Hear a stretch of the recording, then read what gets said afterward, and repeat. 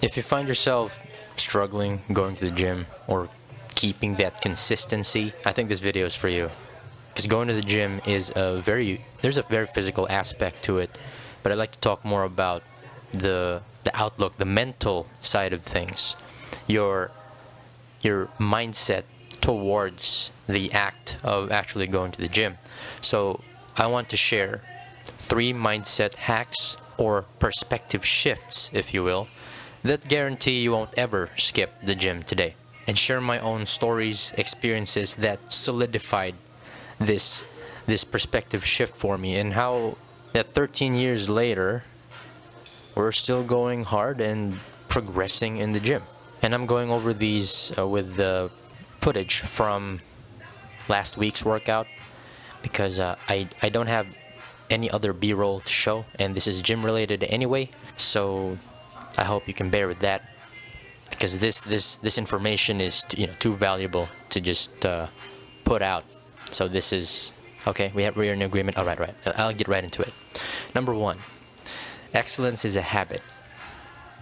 Why can't the greatest hour be right after the greatest hour? You hear stories of change, people changing their lives, doing something good or charitable, developing new habits, having a good outlook on life after a tragedy, a failure, or heartbreak, what have you. Why do those things have to happen to trigger a response from you? Do you and your girlfriend have to quarrel and bicker, be bitter? Does the relationship have to go down the toilet before you do something romantic? Why not do something romantic now when you're all good, right? Do your pets or your loved ones, do they need to leave this world first before you realize how much you love them? Does your health and well-being have to decline to critical levels? Do you have to get sick? Or do you have to have some sort of complication in your health before you change your lifestyle? Do you have to have a near-death experience before you actually live your day? Because there are days where we don't accomplish much. I have these days, maybe even 4 days out of the week. But then there are also days where you do good and you finish that mental checklist going on in your head. You probably have errands for that day, but you also got your workout in, you did your cardio, you hit your macros and everything else. And then tomorrow, motivation just dips, man. You don't want to do anything. You just want to lie down there and let the day pass by. You don't do a thing. Cue in the lazy song. But no, how about you carry that momentum? You do something excellent today, tomorrow, and every single day. Maybe not even excellent or stellar. You just have to do your best. That's how your default settings change. That's how your default, your set normal changes. That's when you realize excellence is not an accident. It's a habit. You embody that, you live that, you breathe that every day. And it requires conscious effort. So no, you don't need a near-death experience to change your life. You don't need to wait for your body to decline, or you don't need to wait to get out of shape to be in shape. You can start right now. You don't have to. You don't have to. You don't need a reset or wait for the next Monday or wait for the next year. You change now. What can you do now, right? What excellent thing can you do today that will benefit you, that will bring value to your life? And the simplest thing I think is just taking care of your body. Go to the gym now. Go to the gym. Do something. Do sets of back, or push something in the machines, man. Join the single moms on the dance studio. Get your body moving, whatever it is, or go for a run, or just soak in the sun and be like Superman. And after you do that excellent thing, you move on to the next excellent thing, and then you go to bed and you do that same thing tomorrow, right? You put health and fitness at the forefront of your day, every day. Be it cardio, or if you have a weight training session for that day, you go do it. And you hit your meals in, right? You plan ahead. You don't do, you don't become excellent for one day and then be mediocre the next. No, it's a snowball effect. You carry that momentum because that is what will bring you the results. That's what always brings the results. You're not gonna reach a goal with just one day of excellence. That's never gonna happen. So that brings me to the next mindset shift or perspective shift, if you will. It's taking out the luck factor. Oh, we believe so much in luck, me included. I realize this now, looking back on my life. I relied on luck a lot. And luck exists, it is a real thing. You hear of overnight success or going viral on the internet. You hear of lottery winners. This is all about luck. And we believe in it. As a society, we cling to it. So in reference to this point, I want to talk about one of my favorite movies. It is Nyad. It's about Diana Nyad, a marathon swimmer. I think she swam 103 something miles from Cuba to Florida. She was a marathon swimmer, and in her 20s, she's held these records swimming long distances around America or somewhere around there. She had a very successful career, and she's become known, in the marathon swimming community. The point is, she's had some records under her belt, and she's like a credible swimmer. And so I think around 30 years old, she got a job as something in sports.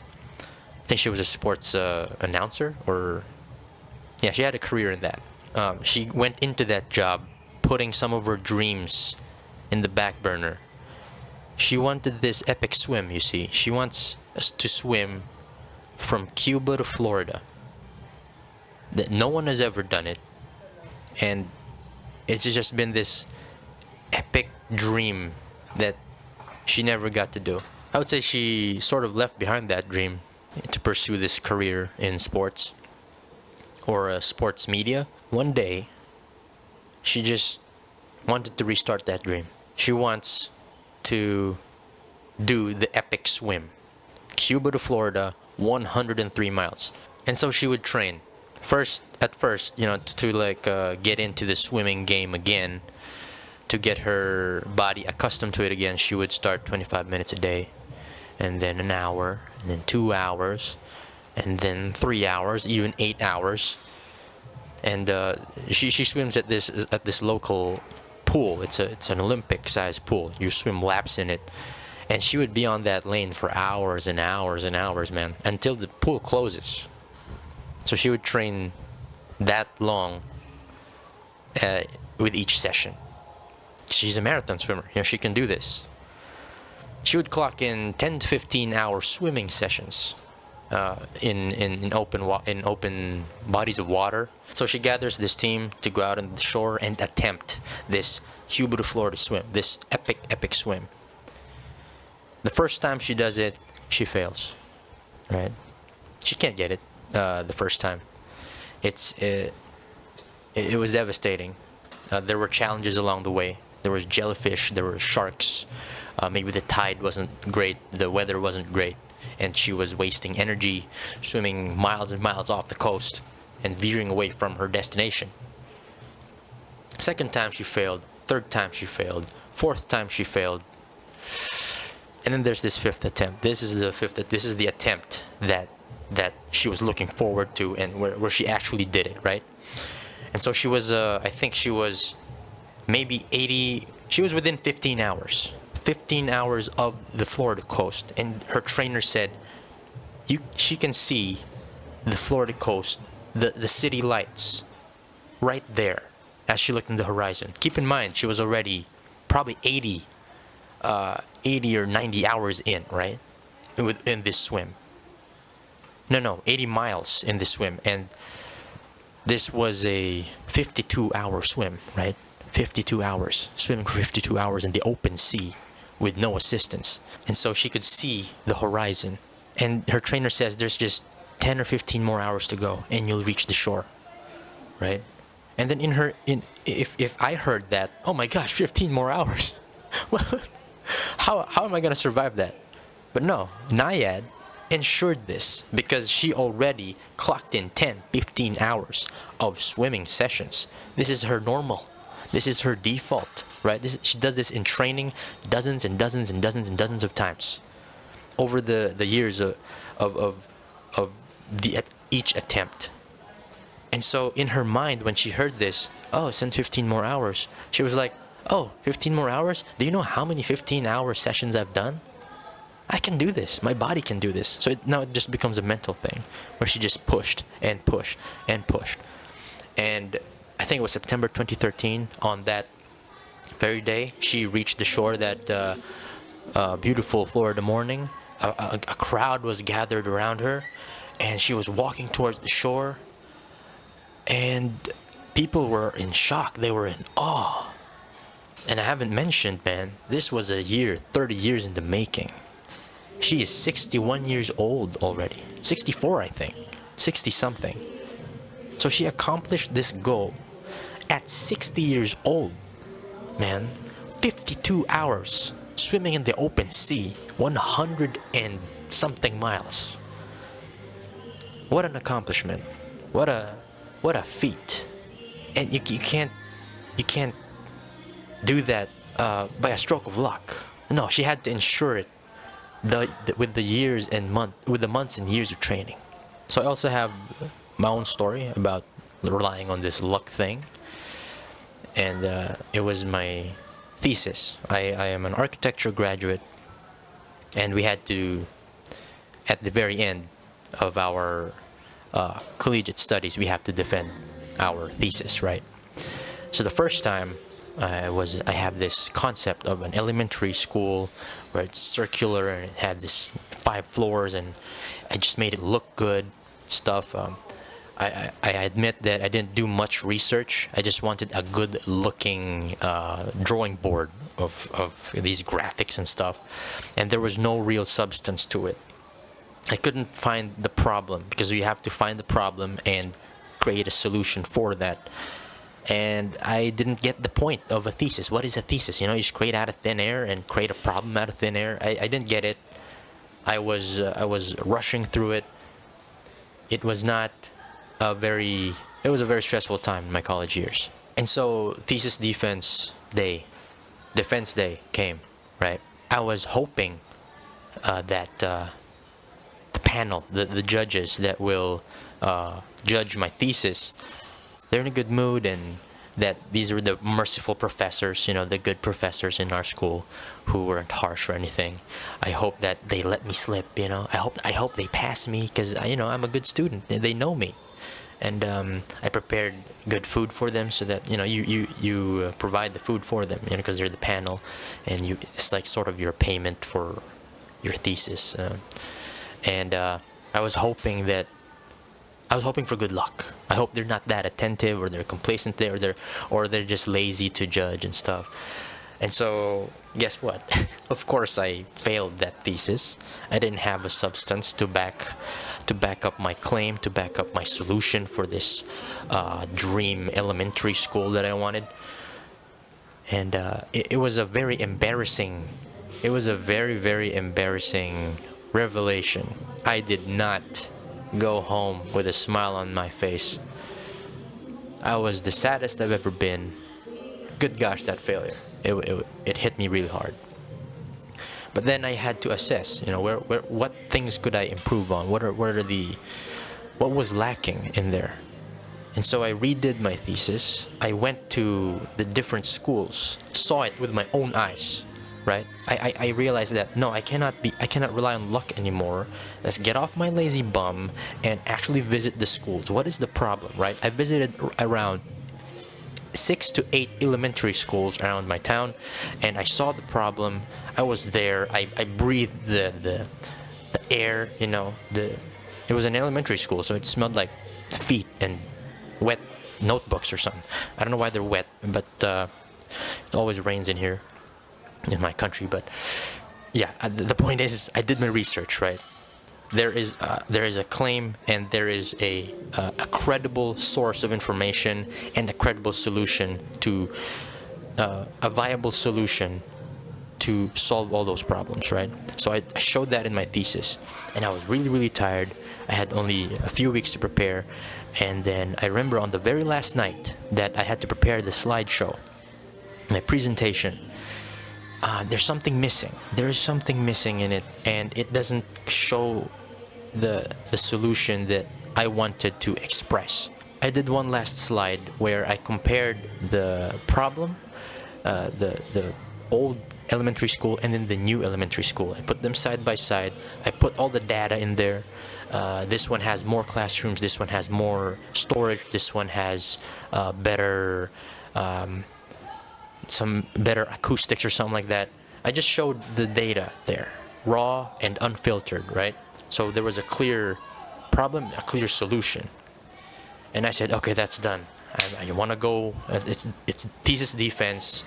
Had like 2 hours of sleep. And on that morning, I had the same panel except for one. I think two of the judges were the same ones who judged my panel, if I'm not mistaken. One of them was the stricter one.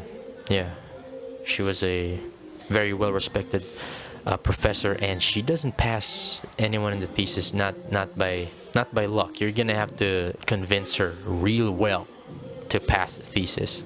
As I was going through my slides, they saw the presentation. I even had a 3D walkthrough of this dream elementary school that I had. It was a simpler version of my original design. It was backed up by research and months of preparation. And so they were so convinced that in the middle of the video walkthrough, they said, "Oh, just stop this video. You've passed already," right? And then they said, "Just show us the improvement. Show us what it is that makes this elementary school special. What is it? What's the bottom line?" And then I showed them that last slide that I created, where the solution and the problem were presented right clearly. And they said, "Okay, all right. Congratulations, you've passed your thesis. All right, this is it. You're good to go, man. Get out of here, right? And go ahead and graduate, and multiply, what have you." No, they didn't say that, but the point is, yeah, I passed that. No matter who the judges were, or what mood they're in, or what the weather was, or even if my walkthrough wasn't rendered or whatever, I took the luck factor out of it.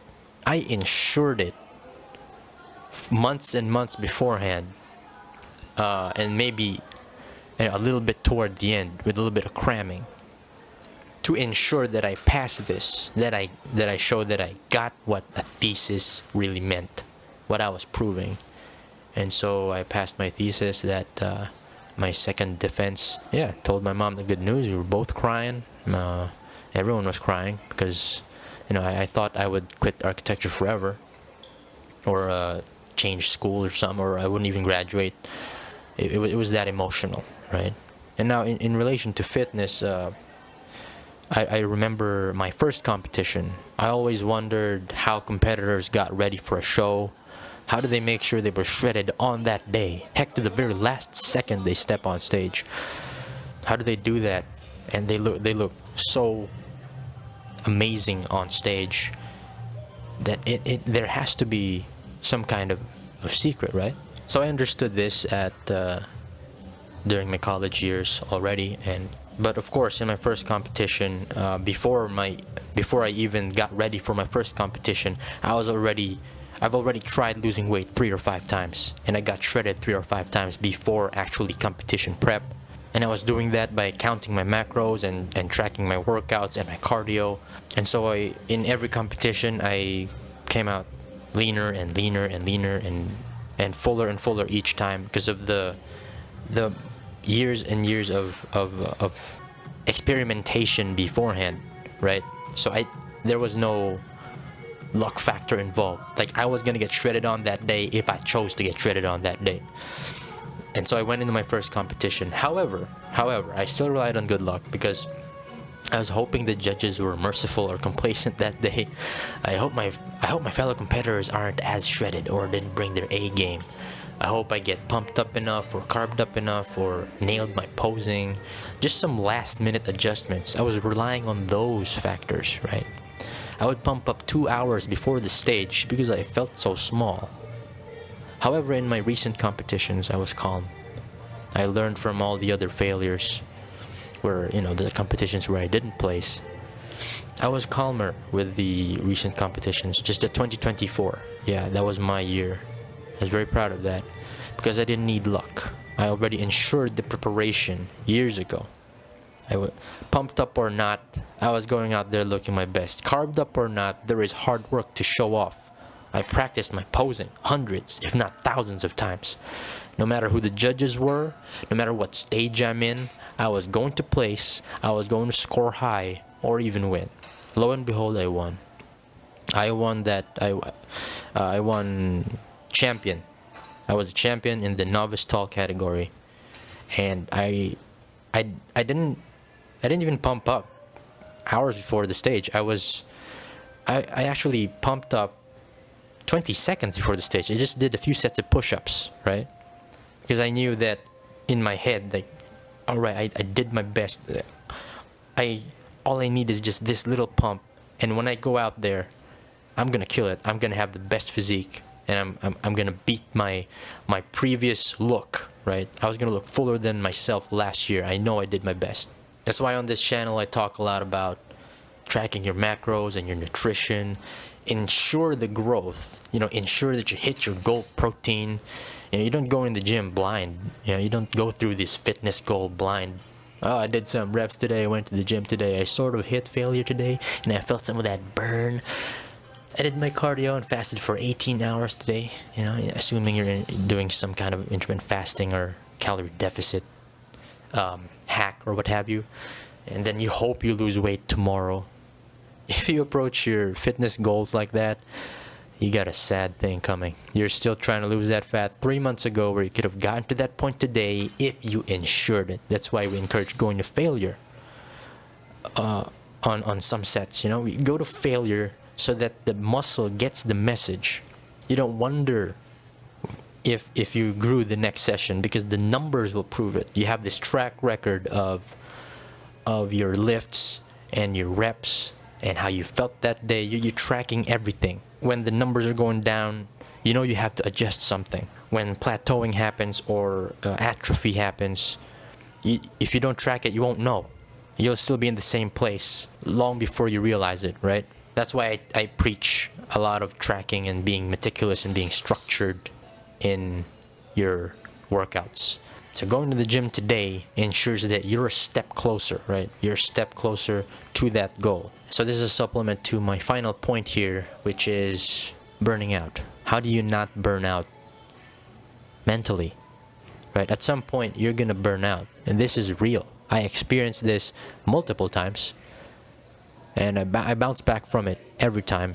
Maybe part of that is because I really love fitness, and it's become so much part of my life that I have to do something physical. It is my drug, or it's just the way you choose to live your life at some point, right?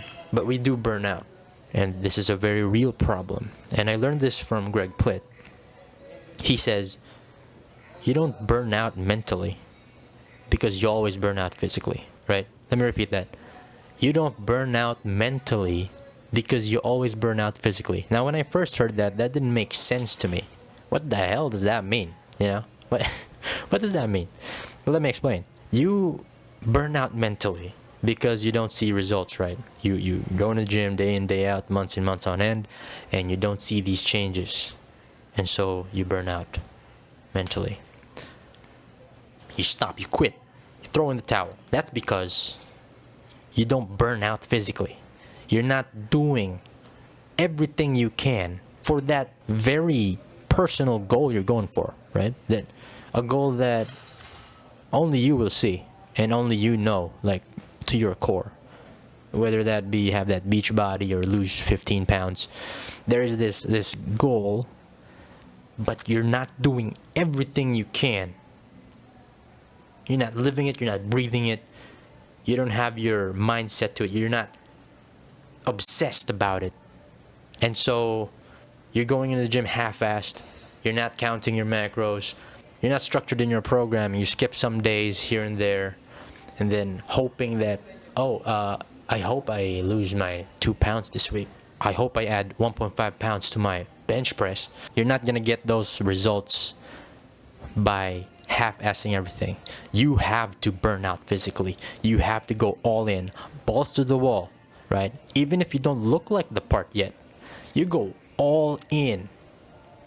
You go all in. When you're at the point of burning out mentally, the results catch up to you, right? They will show themselves. All the investment that you did the weeks and the months before, they will show up at the end, or to that darkest hour, right?